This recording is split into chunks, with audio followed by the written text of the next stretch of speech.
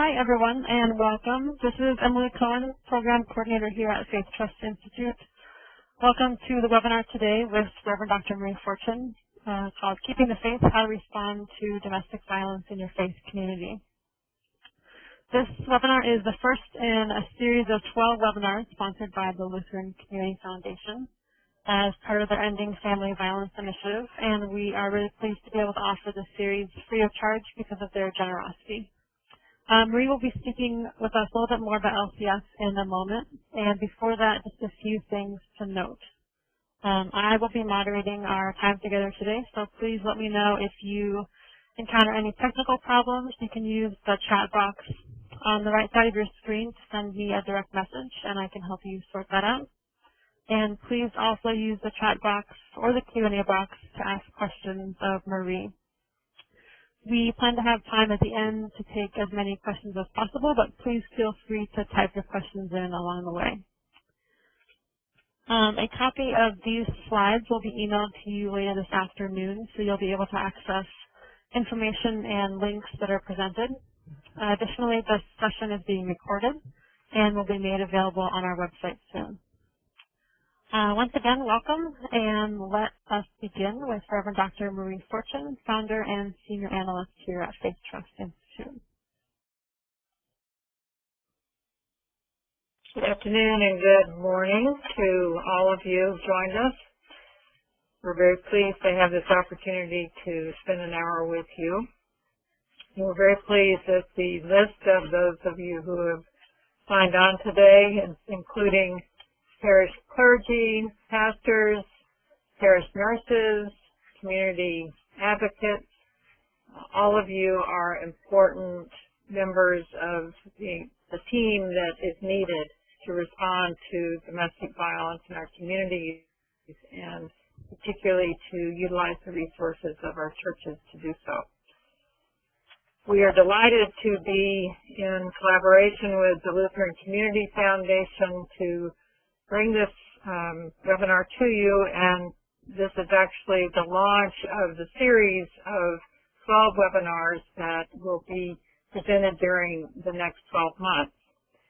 And the slide you see on your screen is from the Lutheran Community Foundation website, which you probably can't read, but we wanted to just give you a heads up that it's available to you to get some more information about this important initiative that the Lutheran Community Foundation is bringing us. So please go there afterwards and have a look at all that the initiative involves. But what we're trying to do with this series of webinars is to bring to those of you who are working at the grassroots level information and support for your work, to give you some of the concrete ways that you can respond to and hopefully prevent domestic violence and other forms of violence in families and congregations. The goal, of course, being safe and healthy families and safe and healthy congregations. And so each of these webinars will speak to that. What I'm doing today is to provide, hopefully, an overview of a basic framework of responding to domestic violence and how important the role of our faith communities are in that response. And I will be very interested in your questions and comments, and do feel free to bring them as we go through our time together, and then I'll respond as I'm able to what you present. Probably the most important starting point in understanding violence that occurs in our homes is to understand that in any church on a Sunday morning, if you look out to those who are sitting in the pews, that we can probably assume that 1 in 3 members of a congregation has been touched personally by domestic violence, sexual abuse in childhood, sexual violence, or physical child abuse. And that's a startling statistic, but I think it's important for us to realize that these issues are affecting the individuals and families who are part of our congregations, our own families, our own neighbors, because what we know about domestic violence and all of its forms is it does not discriminate. Unfortunately, it affects all of us. So this is one of the reasons it's very important that our churches be prepared to respond and to be a place where people know that they can get information and support to deal with whatever might be happening to them or what might have happened to them earlier in their lifetime. There are two basic principles that I would suggest our churches need to keep in mind as we address these issues. One is that faith is fundamental to addressing domestic violence. There are so many issues for people of faith that are woven into the experiences of violence and the aftermath of the violence that we cannot ignore them. The other principle is that religion is no excuse for domestic violence, and we'll be talking about that more as we go through this hour together. So just to put that into context, a quick story from my experience in ministry. A number of years ago, we got a phone call from the advocate at the local shelter. And she said that a woman had just come in and had been badly abused by her husband, but she had just talked to her pastor. And her pastor told her that she needed to go home immediately to her husband. She was very much afraid of that, but she took that very seriously in terms of the direction of her pastor because she trusted him and was very much concerned about her faith community and so forth. So the advocate called us and said, do you know this pastor? And gave us the name and said, would you please call him up and straighten him out? So needless to say, this is a challenge in the moment. And so my response to her was to say, well, give us a few minutes and we'll get right back to you and figure out what we're going to do. So as I was sitting talking with a member of the staff, the phone rang and it was the pastor. And he said they have a member of my church over at the shelter and they've told her that she has to get a divorce. And you know how our church feels about divorce. Would you please call those people up and straighten them out? To which I said, give me a few minutes and I'll get back to you. So basically what we ended up doing was to sit down with the woman who'd been abused, the advocate, the pastor, and have a conversation because clearly there needed to be some exchange here in order for everybody to try to get on the same page and support her. And so after that, the pastor then began to understand that the woman feared for her life if she went back to her husband under these circumstances. And he really had not had a comprehension of that. For the advocate, who, by the way, I want to be clear, had not told the woman she had to get a divorce, that was part of the woman's anxiety about even having left and gone to the shelter. But for them, she began to understand how important the woman's faith and her faith community was to her. And it wasn't something she could simply step away from in this crisis. So finally, in all of us talking together, both the pastor and the advocate were able to begin to see how they needed to work together to support the woman in what she was struggling to deal with in that circumstance.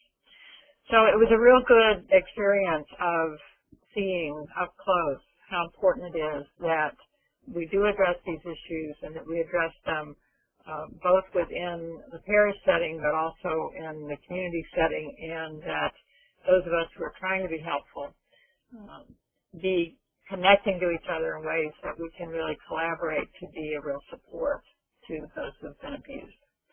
So let's go to the first slide. A quick review here in terms of what we're dealing with. Domestic violence is a pattern of assaultive and coercive behaviors, be they physical, sexual, psychological, or economic, that adults or adolescents use against their intimate partners. So the important things to remember here is that we're talking about a pattern. We're talking about behaviors on the part of one of the partners towards the other. And we're also talking about a pattern of behavior whose intent is to control the other. And so when we're trying to understand what this looks like from the perspective of either the person who's being victimized or the person who's inflicting these behaviors, we need to kind of keep all of this in mind. This is not the situation of somebody just having an anger problem or a bad temper or occasionally flying off the handle. It's much more all-encompassing in terms of the relationship between these people. Next slide. So as we're trying to be, any of us are trying to be helpful in dealing with a particular situation where violence is disclosed, we need to keep in mind three basic goals. And one of the reasons I want to emphasize this is because for any of us, when we're in a helping position in response to domestic violence, it's often very chaotic, and it's often easy for any of us to lose a sense of what are we supposed to be doing to be helpful. So I find that keeping these three goals in mind really helps me stay grounded as someone who's trying to be helpful. The first and the most important is the safety of the victim and children. And we can help address that in a number of ways in terms of possible interventions or support for someone leaving a violent situation and going to a safe place or dealing with the police or whatever it may be. But that's the goal, and that safety is the absolute priority because we're dealing with a potentially life-threatening situation. The second goal, the second priority, is the accountability for the batterer. And again, this can be addressed in a number of different ways, including use of law enforcement in the legal system, but not limited to that. But the point being, at some point, that the batterer's community says to him or her, you cannot do this anymore. This is not acceptable behavior. It's not an acceptable way to treat members of your family. And then the third goal is the restoration of the relationship, if possible. The thing that I particularly want pastors to understand, because most of us as pastors were trained in marriage counseling, and it was a high priority to keeping a family together, keeping a marriage intact.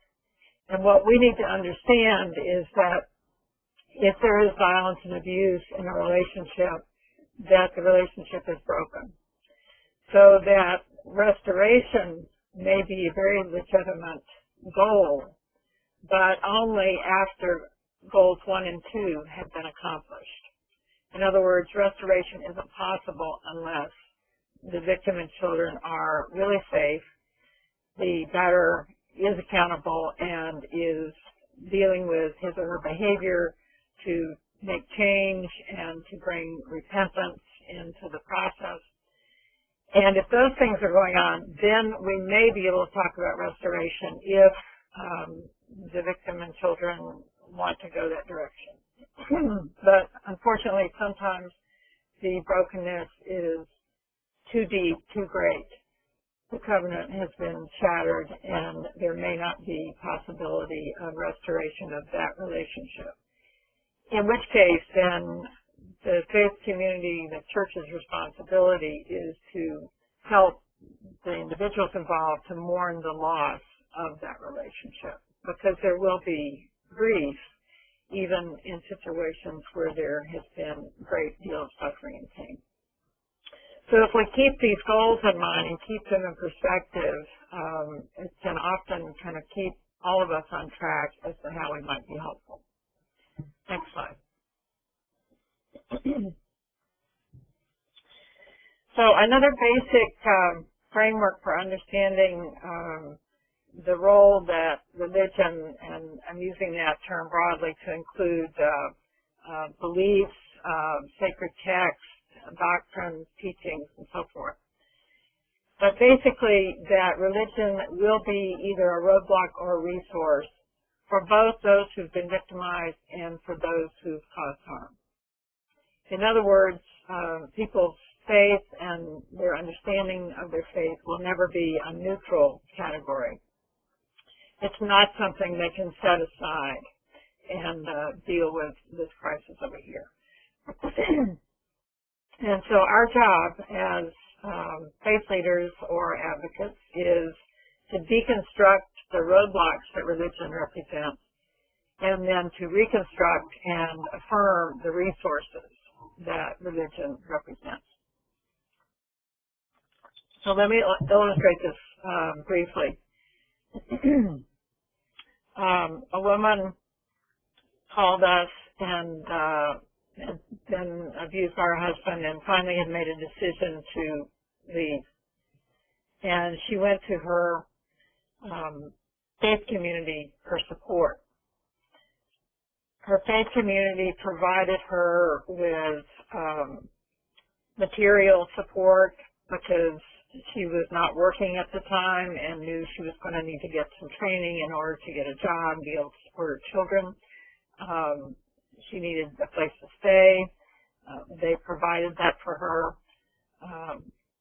The pastor, when it came time for the divorce and the custody hearing for her and her children, went with her and testified on her behalf in order to support her trying to get away from the abuser. So for her, her church became a critical factor in her being able to escape the violence and begin a new life. I spoke with another woman who had discovered that her husband was sexually molesting her children, immediately left him, went to her church.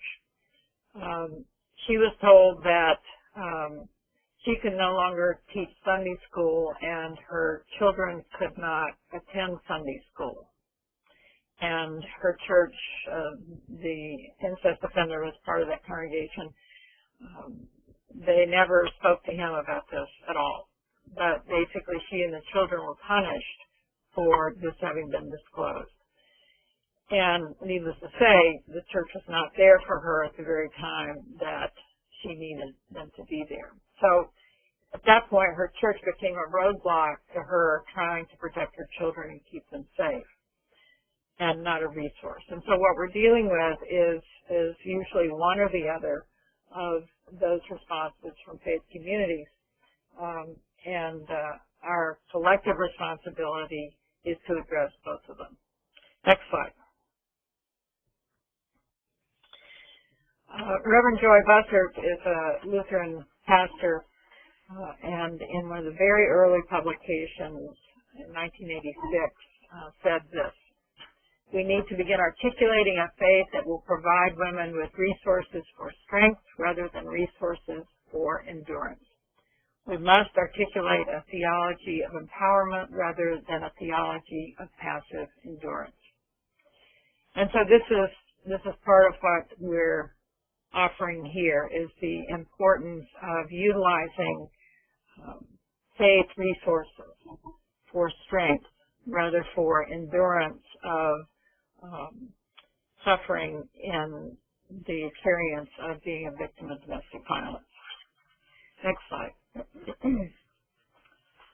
So if we use this way of looking at the issues, I just want to illustrate a little further in terms of use of sacred text, because one of the things that's important for any of us who have the opportunity to talk with someone, to be able to do is to help them frame their experience in the context of their faith in ways which support them in ending the violence and being safe.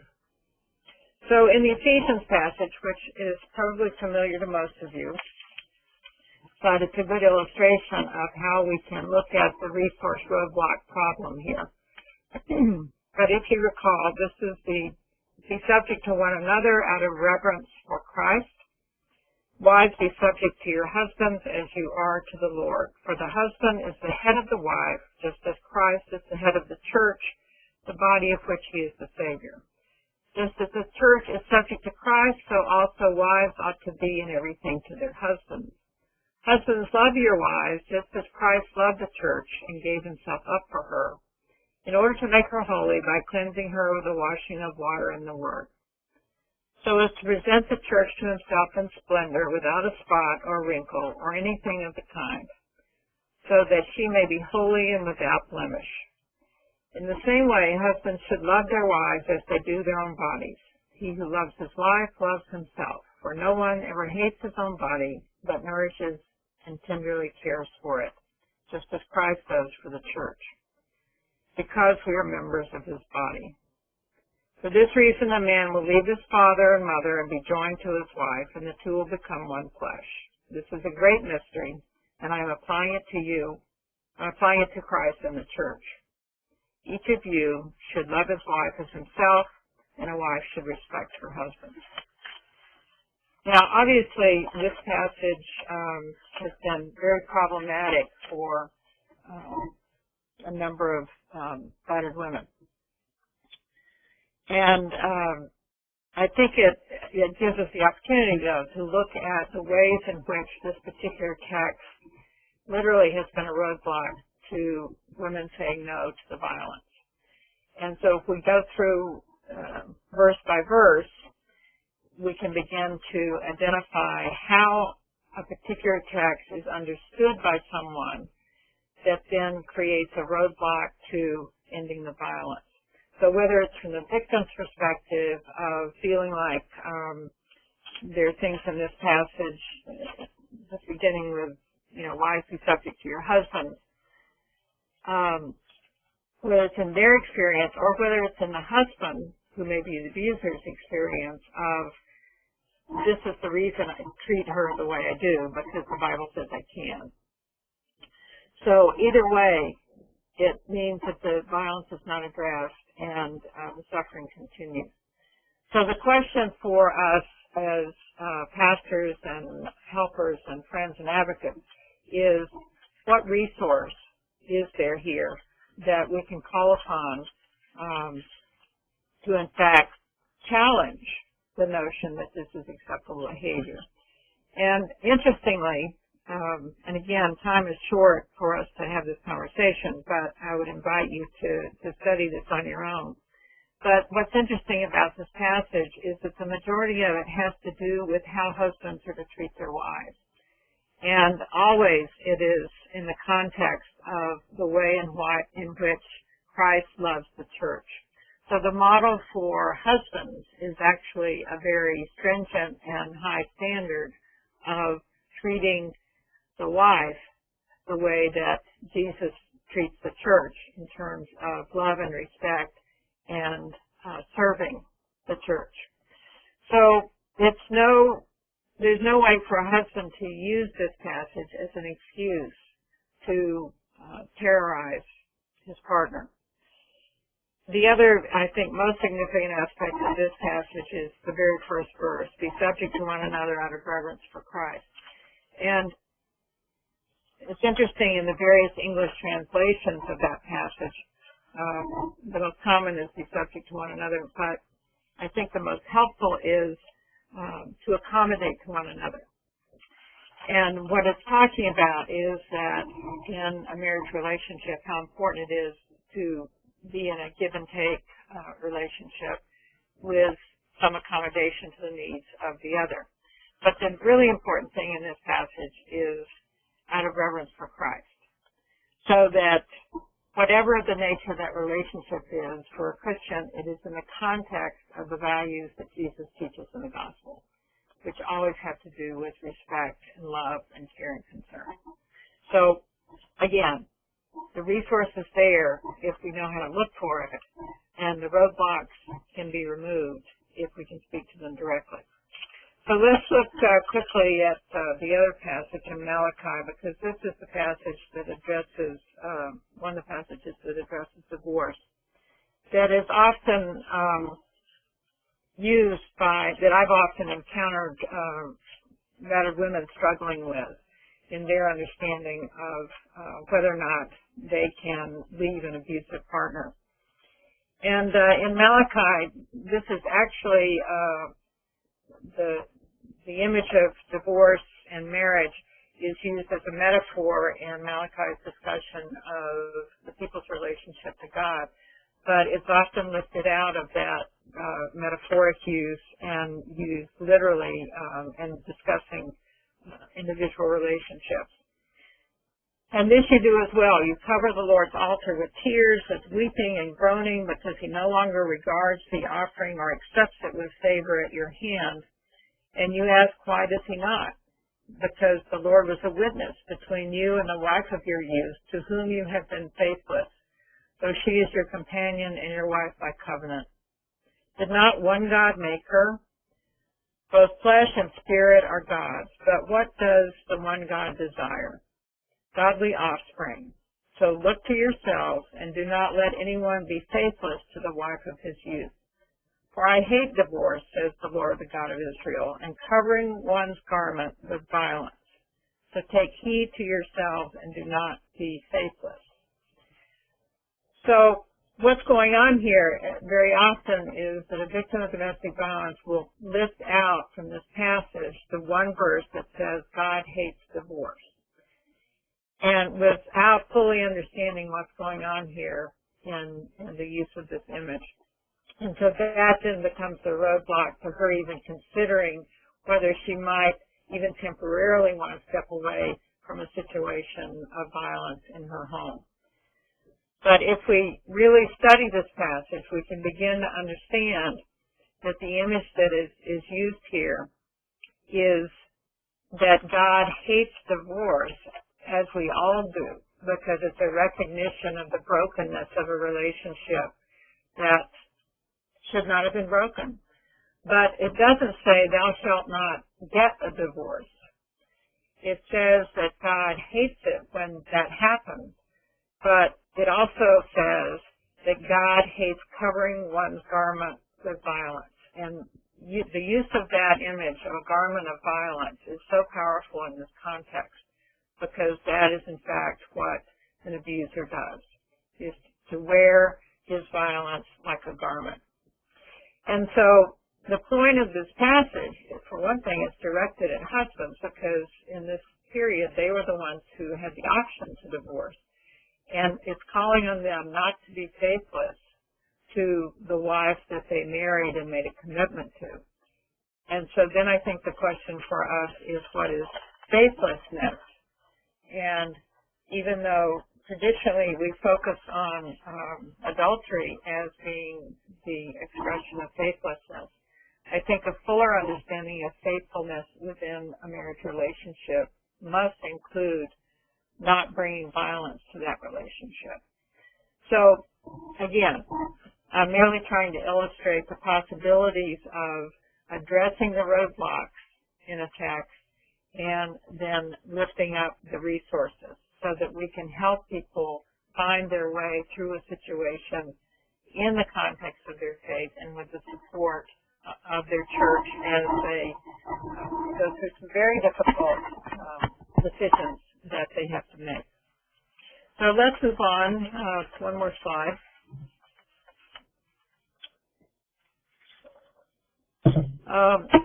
And again, I'm offering here a big framework, and I hope that your questions will give us some specifics to address. But the other area here of justice making is trying to have a fuller sense of what the church needs to do in response to the victimization of an individual. And basically, our development of the elements of justice making here at Faith Trust arose from our experience of pastoral relationships with victims and survivors of abuse, and really trying to listen very carefully to what they said they needed in order to begin to find healing. And what we discovered was the point at which we really began to listen, that people were pretty clear about what they felt like they needed, and that in fact healing does come from these elements in their experience, and therefore that's something that we should try to help provide in our churches and in our communities. So let me just go through these and illustrate each one briefly. The first and probably the most important is the truth-telling. And this refers to the opportunity for someone who's been victimized to tell their story, to say to someone else, this is what happened to me. And in individuals' experience, this is such a major first step to the possibility of healing. And it's important in the telling, but it's equally important in the hearing. So in the second bullet here, acknowledging the violation. They want to tell it to someone who matters. It may be another family member, it may be the pastor, it may be their best friend, maybe a therapist. It really doesn't matter. What's important is, does the person who is hearing this matter to them, and then are we in a position, hopefully, to be able to acknowledge what we're hearing.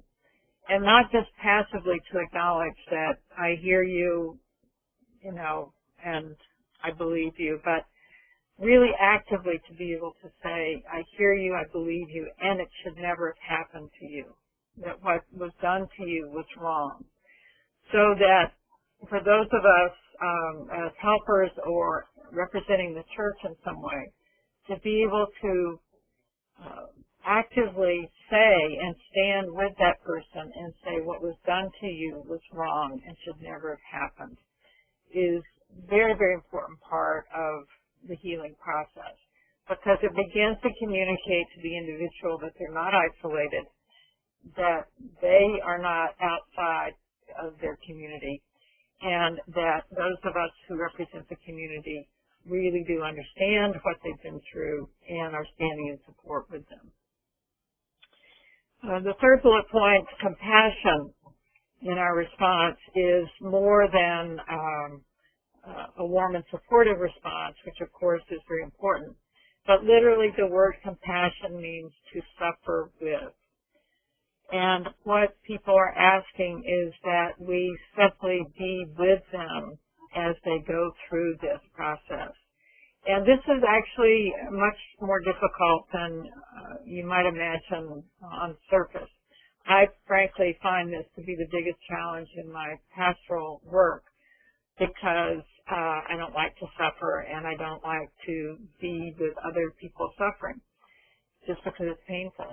And so what I discovered for myself years ago was that I had to make myself sit and be in that place, because my temptation then and now still is to try to fix the suffering in order to make it go away. So I still am often finding myself wanting to, as I'm talking with someone who's sharing their story, say, well, have you read this book? Have you been to this meeting? Have you, done this? Have you done that? There's all these things that can give you all these resources and everything will be fine. And what I've learned and tried to continue to practice is that in that moment, that's not what people need. They don't need me to solve their problem. What they need is me to sit with them and be with them in that place as they then begin to find their way through and get to a point where they then begin to look for resources. Then there's plenty of resources to offer, but that basically the church's role is not to make this go away, but to be present as people walk through the valley of the shadow of death and be fully present with them in that. The fourth bullet, protecting the vulnerable from further harm. And again, this is all of our responsibility. If we know that someone is abusive, then what steps do we all need to take to do everything we can to ensure that the person does not harm anyone else? And again, this may take a variety of forms in a concrete situation, but it should always be kind of in the back of our mind. And then accountability for the abuser, the person who's caused the harm. And again, there are a variety of ways to try to do that, but the important thing, particularly for the church, is to be willing to be part of the community that calls this person to account, and that basically says, you can't do this. This is not who we are. This is not acceptable behavior. It's not the way you treat other people. And then hopefully in that calling to account, there's the potential for us in a faith context to call that person to repentance. And in their repentance, which means really changing their behavior and their whole way of being in the world, in that accountability then is some possibility for healing for that individual. But again, it's our job as the church. Possible restitution to the survivor, if there's, been injury, medical expenses, loss of employment because of the violence, and so forth and so on. This is one of the places that, again, the church has the opportunity to materially support someone, as I illustrated in one of the stories at the very beginning. And finally, vindication for the survivor. And the word vindication here should not be confused with vengeance, but rather it is a word that means to set free. So to be vindicated is to be set free from the violence and the damage that it has done. And basically what happens if people are able to experience some dimensions of this justice, then vindication is part of what comes with that, so that they can be set free to be able to get on with their lives. It's the story of the widow in Luke's Gospel in chapter 18. When she goes to the unjust judge, she's asking to be vindicated. And she's basically asking the judge to hear her, to acknowledge her violation, and to, in fact, restore her to her community. So this is some of the texture, if you will, of the church's response and the potential, the huge potential that we have as faith communities to respond to the needs of one another in ways that, in fact, can make for healing and justice rather than for further suffering.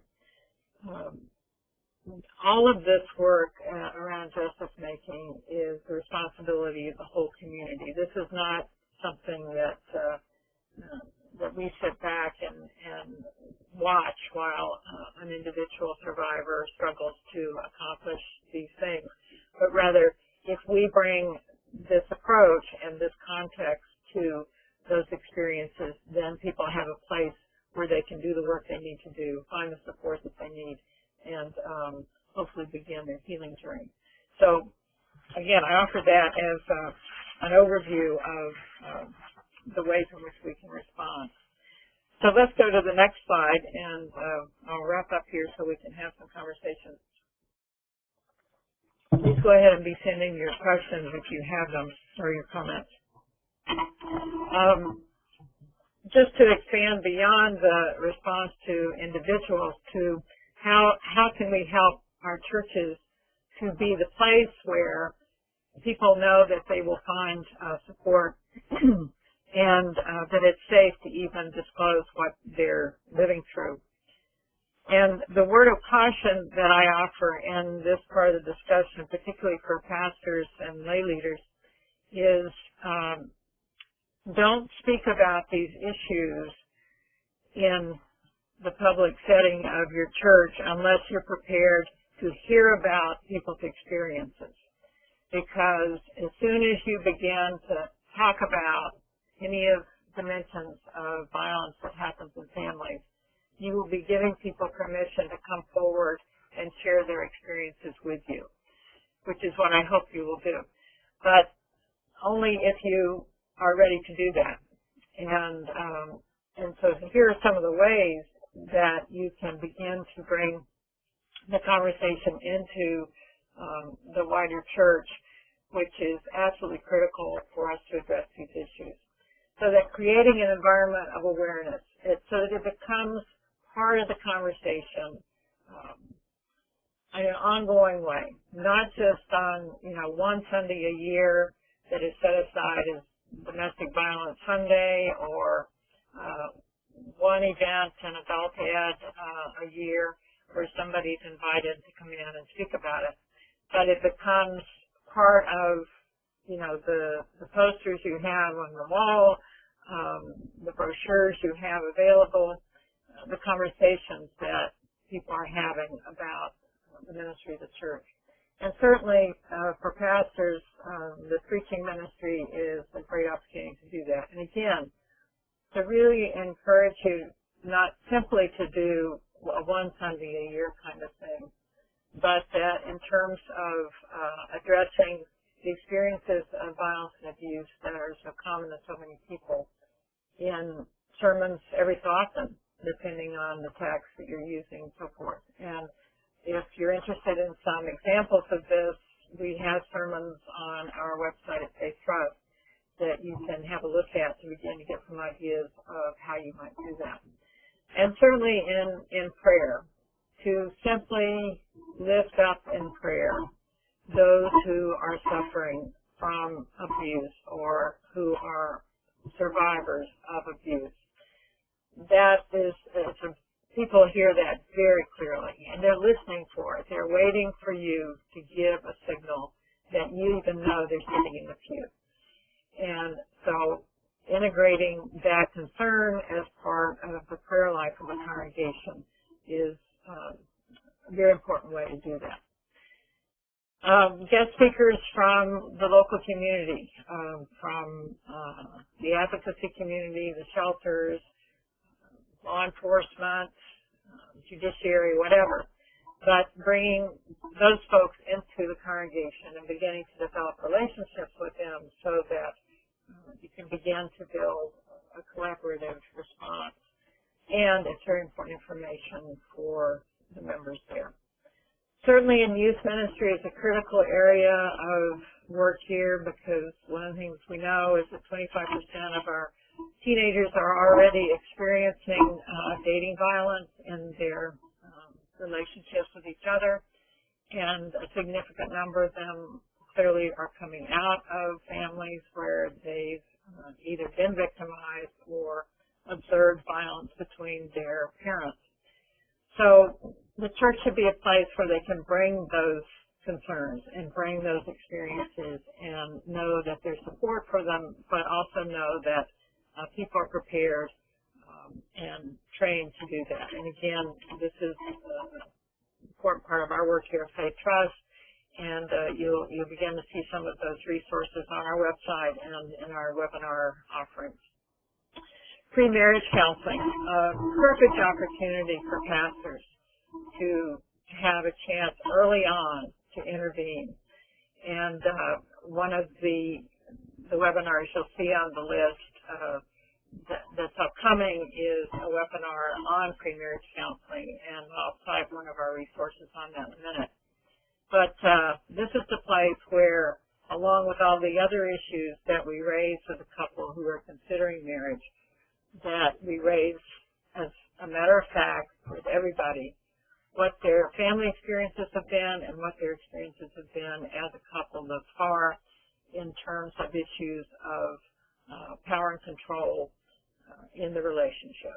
And particularly with a young couple, I feel like this is an area we really can have a very early impact and head off some of the potential for long-term suffering if it's not addressed early on. And then finally, the study of our sacred text. There's so many opportunities in Bible study to begin to address these issues and to create opportunities for that conversation and for people to talk about their own experiences. So we have, there's just so many ways that in our churches that we can address these issues and give people the space they need to address their own experiences. So let me just go to the final slide here and just share this with you. And again, you'll be receiving this, and you're welcome to use this in your work in your own setting.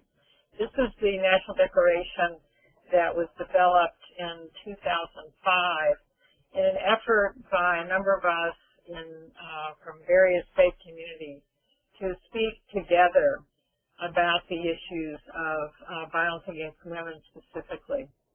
And so we issued this national declaration proclaiming in one voice as faith leaders that violence against women exists in our communities, in all of our communities, and that it is intolerable. And we acknowledge that we're part of the problem by saying that our sacred texts, traditions, and values have been misused. And we commit ourselves to working towards the day when all women will be safe. And we draw upon our texts and practices to bring healing to families and our societies. That we are compelled by our faith traditions to do so. And we call upon all people of goodwill in all traditions to join us. So if you're so moved, we invite you to join us in this, but we also invite you to use this as a way to open the conversation in your community, particularly if you have the opportunity across faith traditions to share this work, that this is a very important way to share a common concern for an issue that affects families in all of our faith traditions. So, final slide. These are just specific resources. Again, you'll be getting these slides so that you can go to these links. The declaration, our domestic violence articles on our website. My little book, Keeping the Faith, Guidance for Christian Women Facing Abuse, is available to give to battered women who are struggling with issues of the Christian faith. And I recommend it for pastors to have to give to women, but also for advocates in a shelter setting to have to give to Christian women who may be struggling. And in it, I try to address the basic issues of the subordination language in the Bible, issues around divorce, forgiveness, suffering, etc., which are the key issues that most Christian women raise.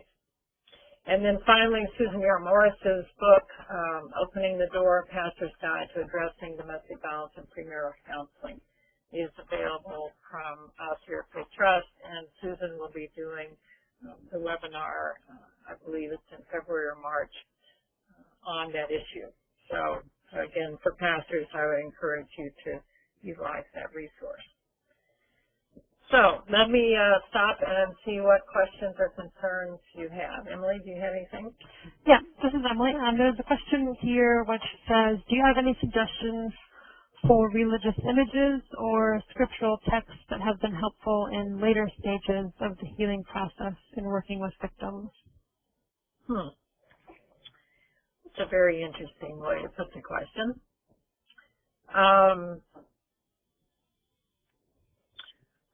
I'll have to think on that, to think specifically about the later stages. I think generally I find the Psalms and the prophets and the Gospels to just be so rich in terms of identifying with those who've been harmed and who are dispossessed in so many ways. And I think that's an important part that the Christian faith brings to this discussion.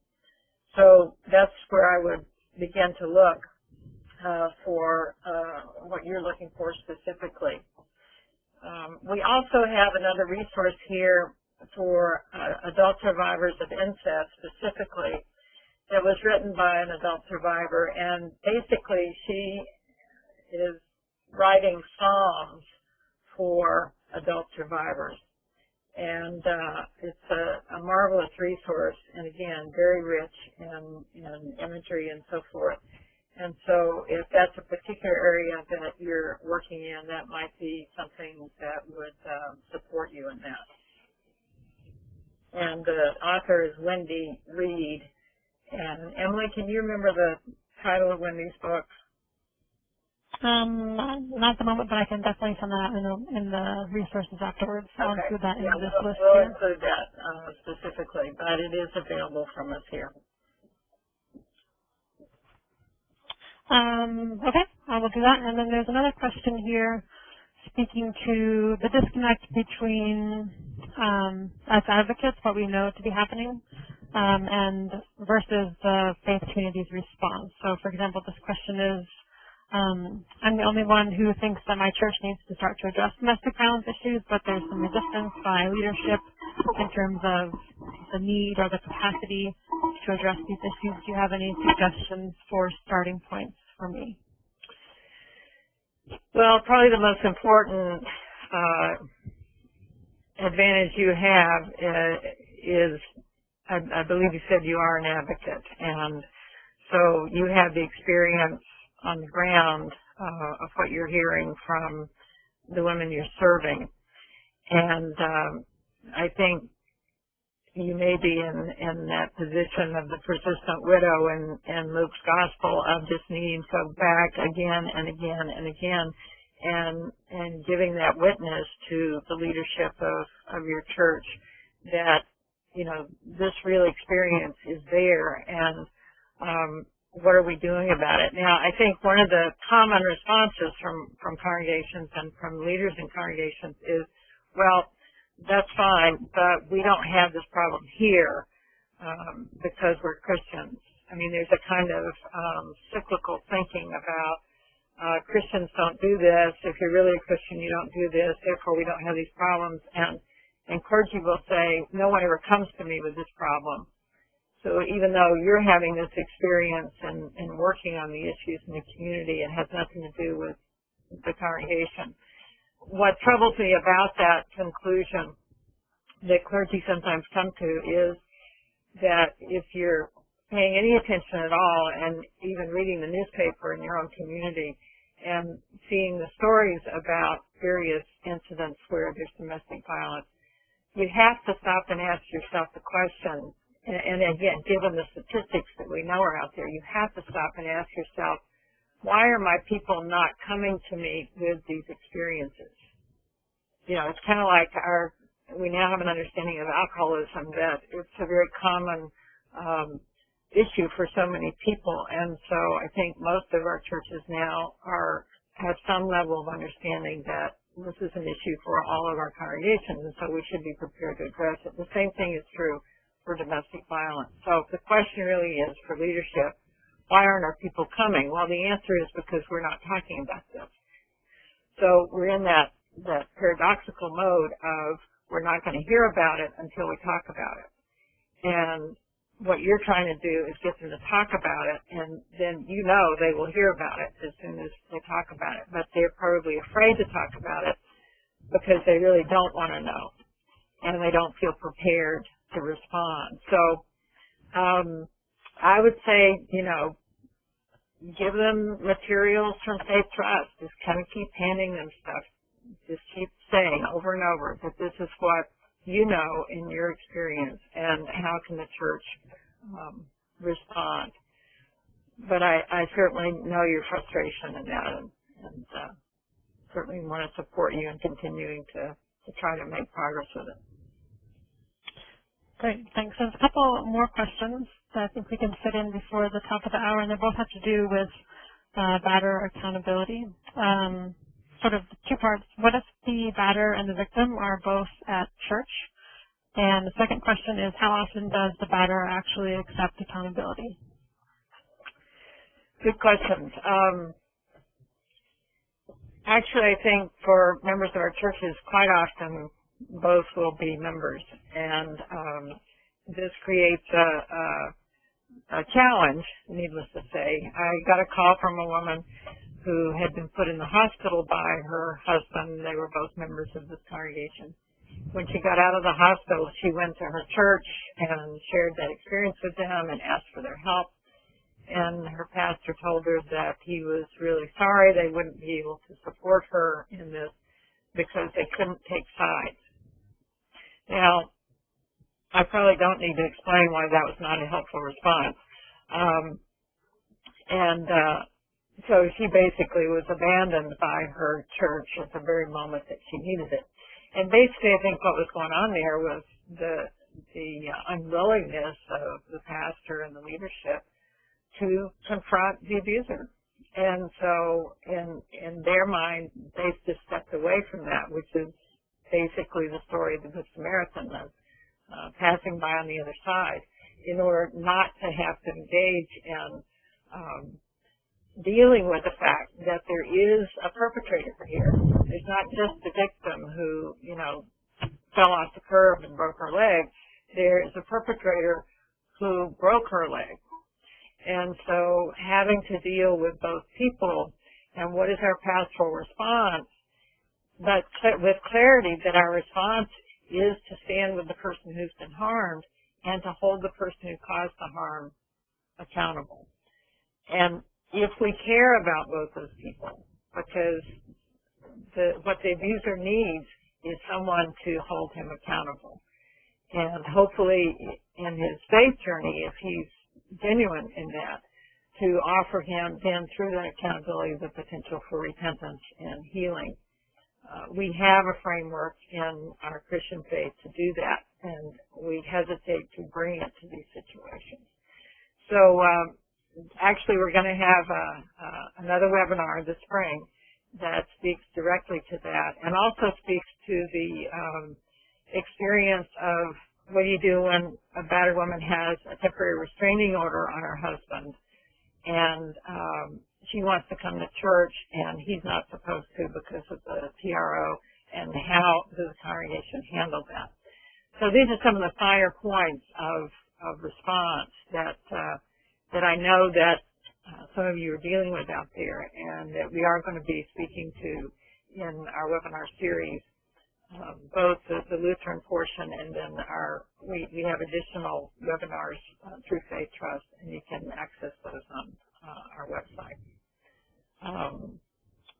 Was that all of that question, Emily, or did we get something? Okay. Good. Any others? Those are the questions at the moment. Just a quick note to move back. The title of the book that Marie was mentioning earlier by Wendy Reed is called A Conspiracy of Love, Living Through and Beyond Childhood Sexual Abuse. Yeah, that's good. So I will conclude then, and thank you all for spending this hour together with me. I hope it's been useful to you, and Emily will close us out. Great. Well, thanks to Marie for the presentation today, and thank you, as she said, to everyone for joining us, and to the Lutheran Community Foundation for sponsoring this and the other webinars. As mentioned earlier also, I hope you join us for the next webinar in this series, which will be presented by Reverend Lizanne on helping teens develop healthy relationships. And this webinar will be one of numerous resources that are going to be available during the month of February, which is Teen Dating Violence Awareness Month. Lizanne has over 30 years of experience in working with youth, and we hope you'll join us for this. The link to register is there, and there will also be in the materials that I send you later today. All right, so you can find more information on any resources on our website, on the LCF website, which is the lcf.org.